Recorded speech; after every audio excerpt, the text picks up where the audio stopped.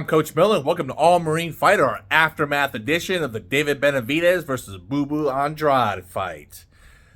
I gotta tell you what, this was a great fight because both fighters had something to prove in this fight, and they're both top competitors, and this was really going to show where each of them were going to go from here in their careers. I liked this fight. Now, first things first, Boo Boo Andrade, or Andrade, however you pronounce his name, he has been fighting for 15 years. His career has very much been a disappointment. He has not fought anybody. He has been in the middleweight weight class, holding the WBO belt. Now he's moved up to 168 to try to compete for another belt. But he just hadn't taken on stiff competition. Now, people will say, well, he's the boogeyman. I mean, come on, man. There are other fighters that were in the same situation, if that were true, okay? If it was true that he was the boogeyman, nobody wanted to fight. If that was true, there have been other fighters that have been in his position that they still worked fights out and worked up to collect different belts. Take Errol Spencer is one of them. Nobody would give that dude a shot. He had to creep up the mandatory ranks to get the IBF and then continue to snatch belts from there. So don't give me that, right? So Andrade, for 15 years, he's been a pro, but it's been lackluster. Very, very lackluster. Not performing.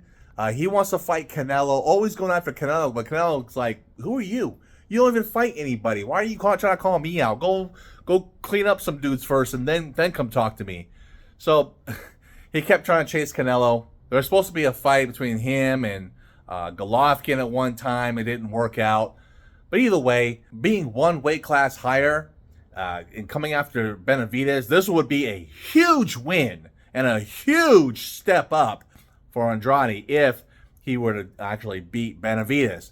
On the flip side, David, guess what? This is just going to be one more notch in his belt that is going to seal the deal to get that Canelo fight. And really, I like David Benavidez. I do. I like him. I like the way he fights. Do I think that he's going to beat Canelo? I don't know. Maybe. But I think he present I think the fight between both of them, it'll be extremely good. It'll be very, very good.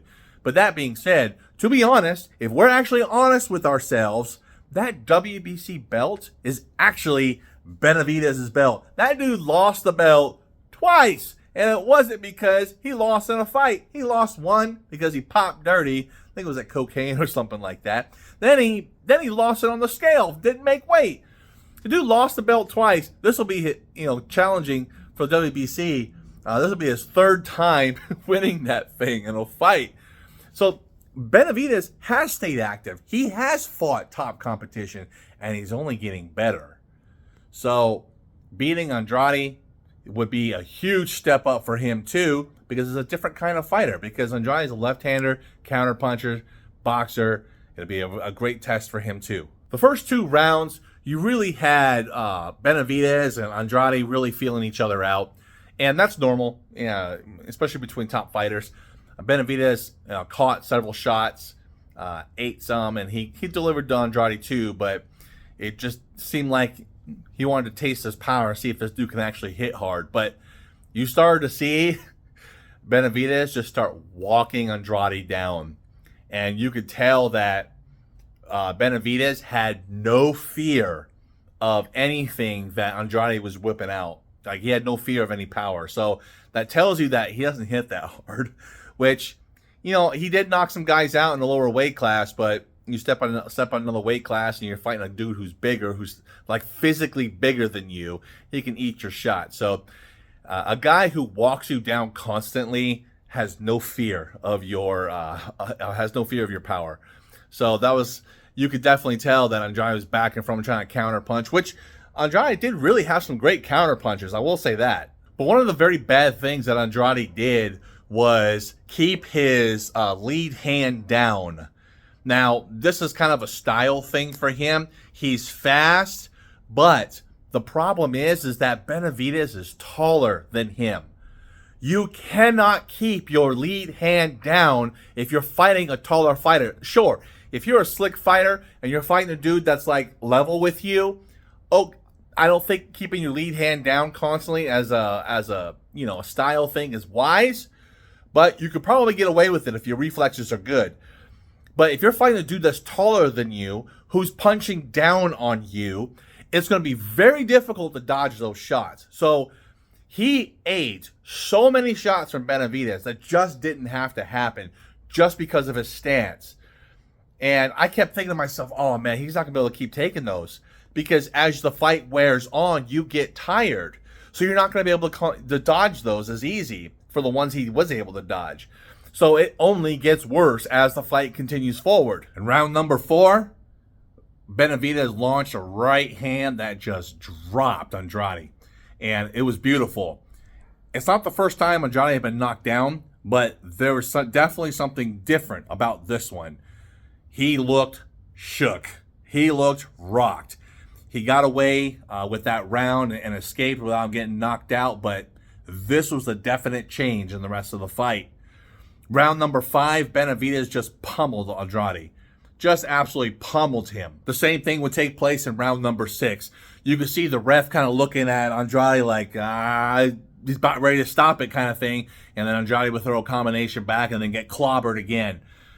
At the end of the 6th, going into the 7th, the ref was just like, I can't keep this going on. You're going to have to do something. I don't want to have this go forward on you. Keep getting beat like that. And from what took place in the corner, it looked like Andrade was just kind of like, yeah, I'm done. And so they called the fight going into the 7th. What a great win for David Benavidez. This is a great resume notch for his competition, and it keeps him sharp. It's not a scrub. It's not a tune-up. It's somebody that's a good fighter. He may not be the top level fighter, okay, the top cream of the crop, but he's a very good fighter who had the chance to actually beat him, so it made him, come out and put his skills to work, okay? And the Mexican Monster actually did outstanding. I like the way he performed. So what's in it from him from here? Well, apparently, I don't know if it's true or not, Canelo's got another fight with somebody else coming up. I'm not sure if that contract's done. But then after that, he wants to fight Benavidez. Benavidez can take another fight to get kind of like a tune-up to stay in tune, which might be wise going into a Canelo fight because Canelo's going to be on point too fighting. So it might be wise for him not to sit out. But let's just say that they do fight. It would be next September, because Canelo usually fights in May around Cinco de Mayo, and then also Mexican Independence Day in September. We'll see what happens with that. But let's just say they fight in September. That's going to be a great fight. I'm definitely throwing a barbecue for that one. That's going to be an awesome fight. And I think the whole boxing world is waiting for this fight, which is actually interesting because it's not like it's fighting for, it is technically fighting for undisputed because Canelo's undisputed, but you don't usually see this kind of hype for someone who's not a champion and is not already a multi-time champion of different weight classes or whatever. This is a guy who, Benavidez is competing for the undisputed championship, but he has a good following too. So this is going to be really, really good. This is going to be a huge money fight between him and Canelo. A huge money fight. And he's going to make some serious cash out of this at least. And also, he has the potential to actually beat Canelo. We can debate later on about who's going to win that fight. But hey, look, let's just be honest with ourselves. He has a very good skill set to bring to the table to actually beat Canelo. And it's already been proven that Canelo can be beat. And Canelo is kind of like up and down. He's up and down in his performance. So we'll see what happens. That's a year from now, and a lot can happen in a year. So I'm super excited for what comes next for Benavidez and also Canelo. If you like these videos, go and click that like button. Of course, if you're not subscribed, go and click that subscribe button. Until next time, stay motivated.